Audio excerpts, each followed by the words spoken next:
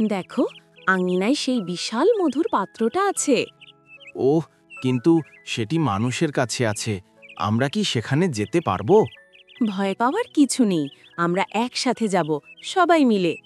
ঠিক আছে, তাহলে রাতের অন্ধকারে যাই। হাত ধরে সবাই একসাথে চলুন, মধু আমাদের জন্য। দেখো, আমরা সফল হলাম, আমরা মধু পেয়েছি।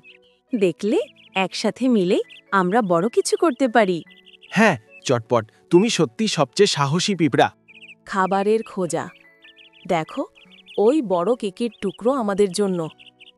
আমরা কি এত বড় কেক একসাথে নিতে পারবো? দৌড়াও দৌড়াও, কেকের দিক চলে যাবে।